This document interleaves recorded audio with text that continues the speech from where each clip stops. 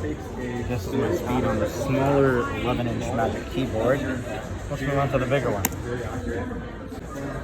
And this is my speed on the larger 12.9-inch iPad's Magic Keyboard. So, yeah, somewhat of a significant difference. Definitely prefer this more, although both have really good travel, and I dig this Wacom.